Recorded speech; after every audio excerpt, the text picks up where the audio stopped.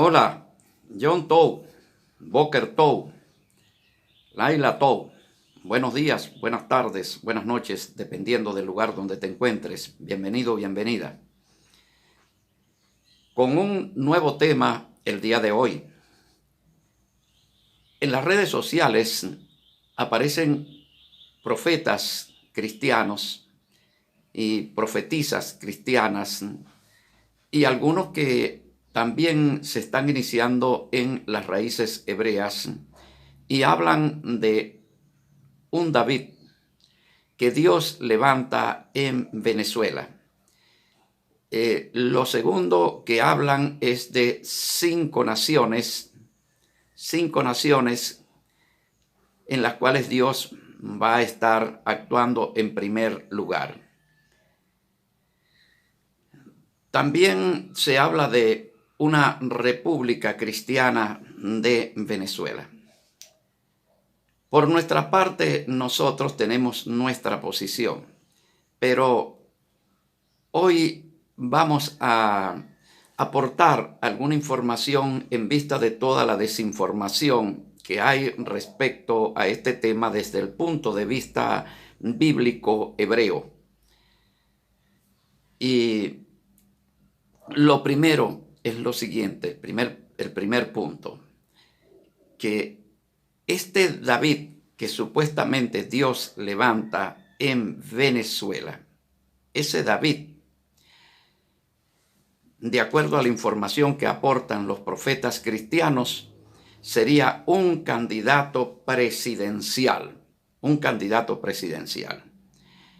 Y este candidato presidencial ganaría las elecciones del 2024 y entonces instalaría el reino de Dios y Venezuela se convertiría en una Venezuela cristiana, en una nación de Dios. ¿Vio? Y luego entonces vendrían el resto para completar las 5 naciones. De eso se habla. Entonces estaríamos hablando de un David presidente de la República. Un David presidente de la República, esto es de lo que se estaría hablando. El asunto es que desde el punto de vista bíblico, el modelo republicano democrático que tenemos hoy día en nuestro contexto, que por supuesto es el mismo modelo republicano democrático de Grecia y de Roma del mundo antiguo. Es el mismo modelo. Es el modelo que en la Biblia hebrea, cuando se habla de la cuarta bestia espantosa y terrible, Daniel capítulo 7, que es diferente a las demás bestias. Cuando dice diferente a las demás bestias, porque las otras bestias son monarquías y monarquías absolutas. Y diferente porque se trata de una república democrática. La cuarta bestia es una república democrática, Roma antigua, con su división de poderes, con su Senado, que es el legislativo, el cual quedaba ubicado en el Capitolio. La palabra Capitolio significa templo de Júpiter, ¿vio? Que es Zeus para los griegos. Y el Ejecutivo representado en el César y su tren ministerial, ¿vio? Será la República Democrática de Roma. Ahora, pensar que Yahú Sabaoth llevaría en ese tiempo de los siglos II, que en Roma existían procesos electorales y colegios electorales, igual que el CNE en Caracas. Imagínese usted que allá se estaba levantando el reino de Dios en Roma, ¿no? Por parte de los discípulos de Mashiach. Pero imagínese usted que uno de esos discípulos de Mashiach entonces se lanza a las elecciones, al proceso electoral en Roma para ser elegido presidente de la República de Roma allá en el siglo I, siglo II. Y una vez elegido presidente, entonces se sienta en el trono de la bestia, el trono que Satanás le da a la bestia. porque eso es lo que es la silla presidencial. La silla presidencial es el trono del dragón, el cual él le da a la bestia, que en ese caso es el poder ejecutivo. El presidente de la república representa la bestia. Entonces, Dios levanta a alguien para que se siente en el trono de la bestia. Y por supuesto que al darle la autoridad democrática, estamos hablando de que Dios le estaría entregando la autoridad no suya, no la autoridad de Dios, sino la autoridad del dragón. El poder y la autoridad del dragón. Por supuesto, para actuar con el poder y la autoridad del dragón, no con el poder y la autoridad de Dios. Entonces, la gente, cuando hablan de David y hablan de presidente y hablan de república, están totalmente confundidos, están totalmente desorientados, porque estos profetas no saben diferenciar entre un presidente y un rey. ¿Qué es un rey? ¿Qué es un presidente? Un presidente es todo lo contrario a lo que es un rey. Desde el punto de vista bíblico, el rey no gobierna con leyes democráticas ni con una constitución democrática, porque Dios gobierna a través del rey, del monarca, pero gobierna con sus leyes, con su principio, con los principios jurídicos de Dios. De esa manera gobierna el rey. Usted puede ir a Deuteronomio capítulo 17. Ahí tiene todo un tratado de política celestial. Cómo tiene que gobernar el monarca elegido por Yahú Sabaoth. ¿Vio? Ahora, un presidente de la República de Venezuela no puede gobernar la nación con los principios jurídicos y políticos de Dios. No puede, porque él tiene lo que se llama un marco constitucional y tiene un ordenamiento jurídico democrático. ¿No? Entonces, ¿cómo poder gobernar una nación, república democrática, que tiene un ordenamiento democrático, una constitución democrática, y la vas a gobernar en contra de la constitución y de las leyes? Y que de paso las instituciones democráticas ya establecidas, como son la Fuerza Armada Nacional, como son los poderes, el poder judicial, el poder legislativo, van a avalar semejante barbaridad. Entonces hay que estar claro, mis queridos y queridas.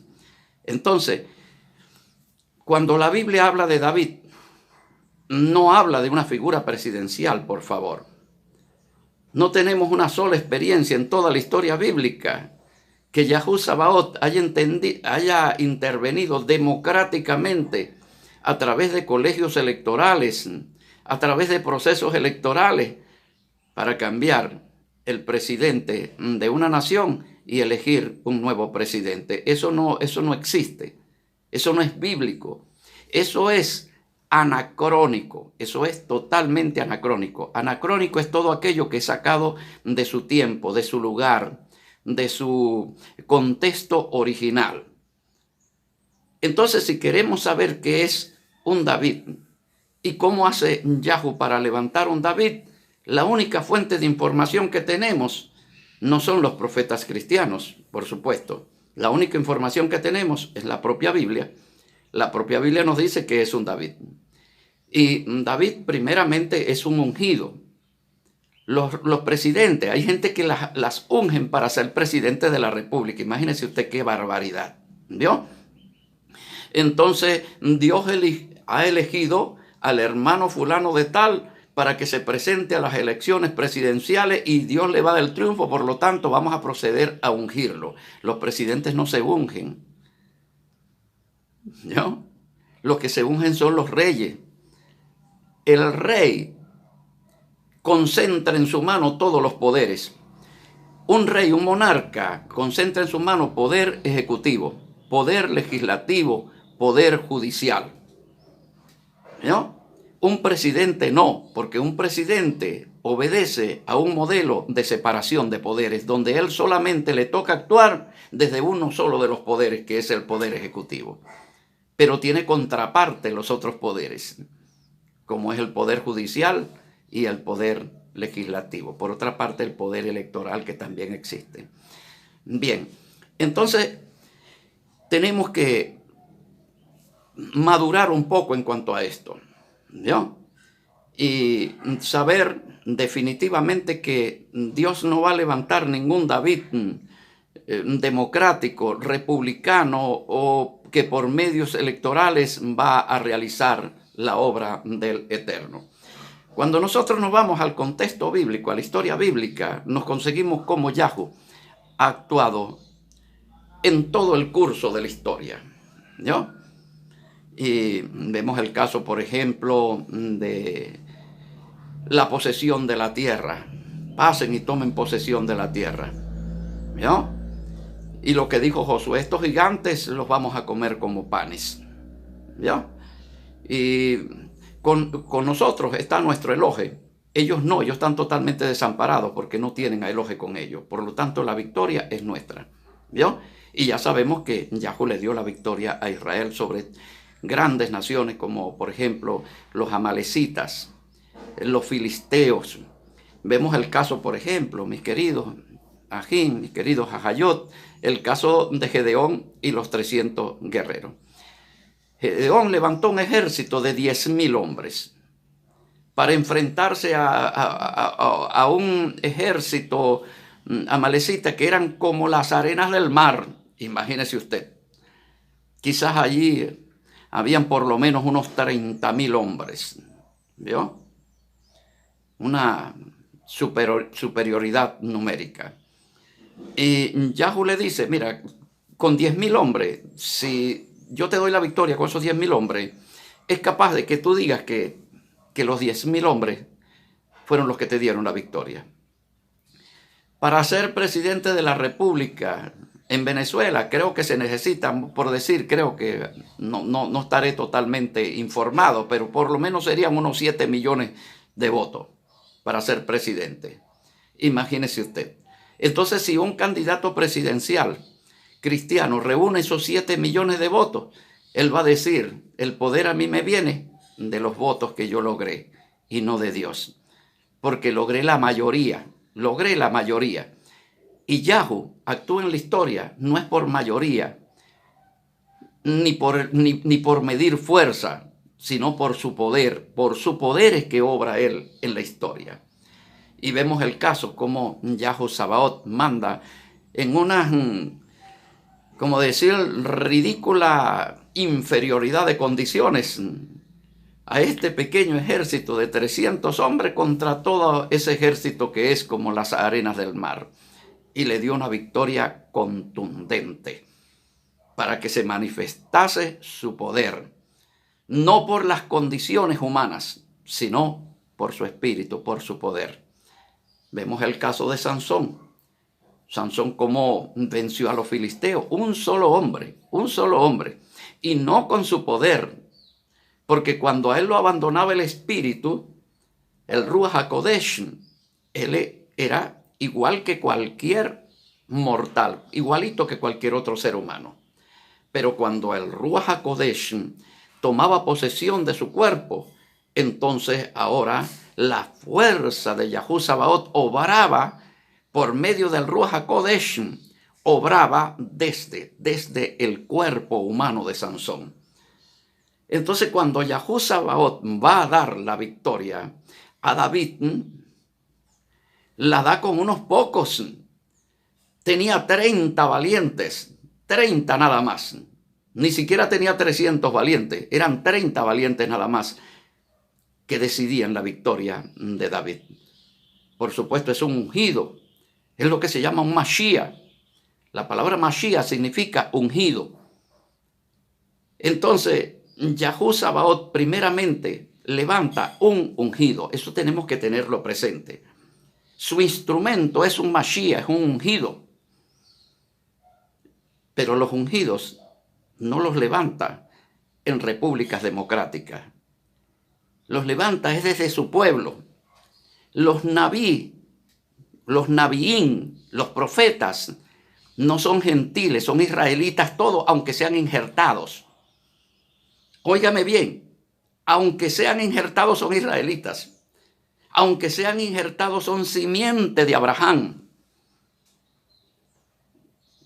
No hay profetas cristianos, ni en la Biblia hebrea ni en la Biblia griega. No hay profetas cristianos. Los profetas que aparecen en la Biblia griega, mal llamada Nuevo Testamento, son injertados en Israel. Recuerde Romanos capítulo 11, la injerción en el olivo natural. El olivo natural es Israel. No vaya a creer que el olivo natural es Mashiach, porque Caifás no estaba en Mashiach, ni fue cortado de Mashiach. No, él fue cortado, fue de Israel. Israel es el olivo natural. Entonces, todos los nabiín en la Biblia hebrea son israelitas, descendientes de Abraham. Y todos los nabiín, profetas, en la Biblia griega, mal llamada Nuevo Testamento, también son israelitas y son simientes de Abraham por medio de la injerción. Entonces no se puede hablar de profetas cristianos, eso no existe, eso es un invento, mis queridos Jaquín, mis queridas Jajayot, eso es un invento totalmente. Entonces hay muchos profetas que se denominan cristianos, que practican cristianismo, pero entonces ellos hablan de un David que Dios levanta desde un modelo republicano democrático, que es el sistema y el modelo de la bestia, el instrumento de Satanás, el diablo sobre la tierra, y que desde eso levanta Dios un siervo. Por favor, mis queridos Jaquín, vamos a estudiar más, vamos a analizar la Biblia. Yo quiero decirles una cosa, para que ustedes tomen referencia. Uno de los grandes errores que ha cometido también el cristianismo ha sido ver la Biblia como un libro única y exclusivamente espiritual, donde Dios te habla solamente espiritualmente, te habla. No, eso ha sido un error, eso es un anacronismo también. La Biblia, por supuesto que tiene espiritualidad, hay espiritualidad en la Biblia, pero la Biblia es un libro para una nación, para un pueblo, para Israel. Es la constitución de Israel. Es la constitución de una nación, es el ordenamiento jurídico de una nación. Es el pacto constitucional de la nación de Israel, donde nosotros hemos sido hechos parte por medio de la injerción.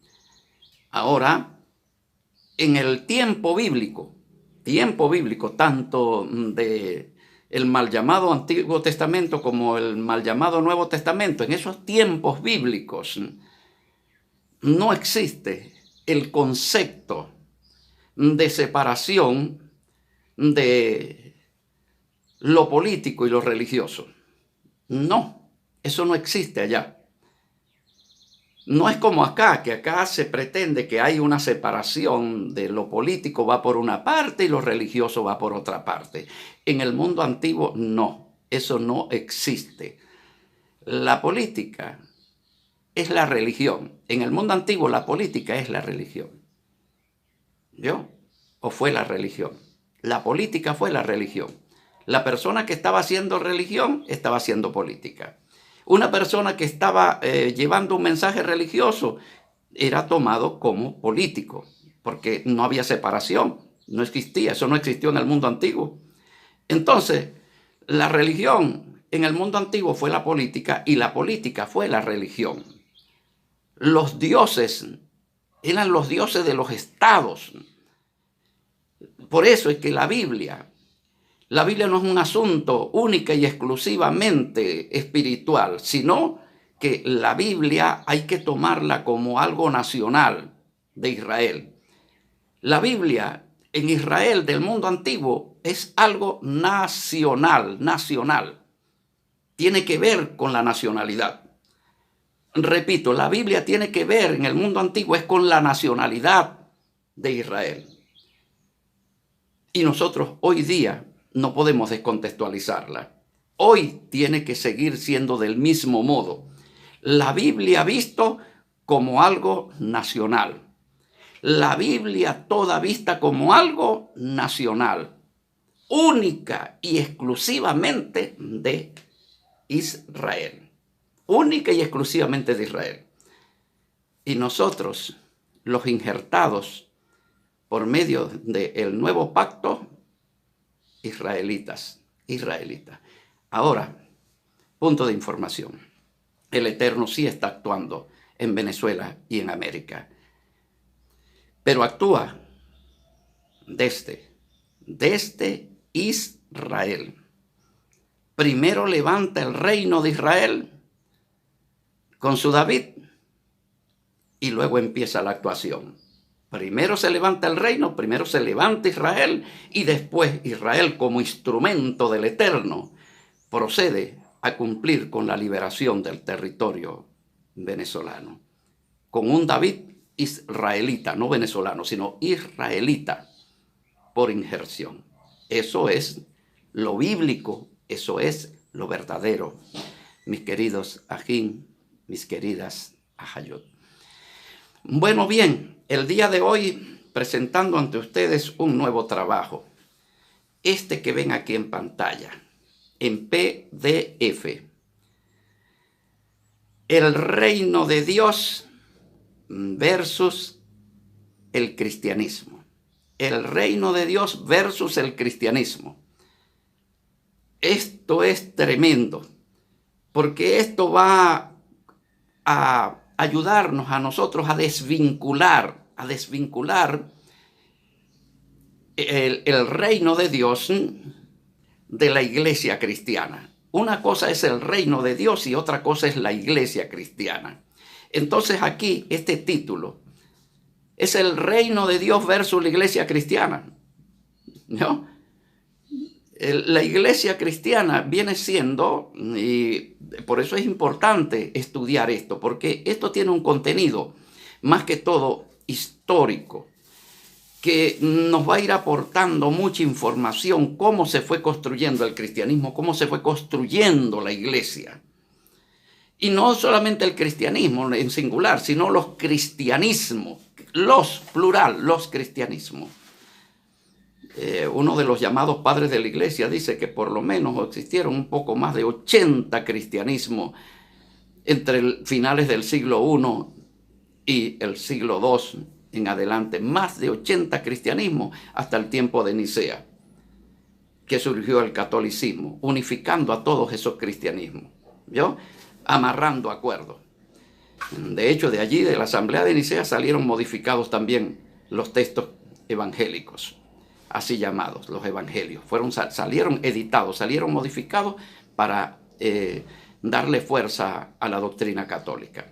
Así que lo que tenemos hoy día, que llamamos evangelios, es la edición que se hizo en Nicea.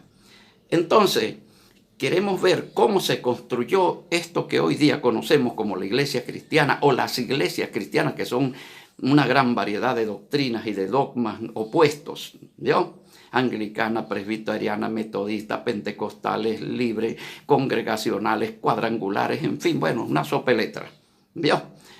¿Cómo se fue construyendo eso?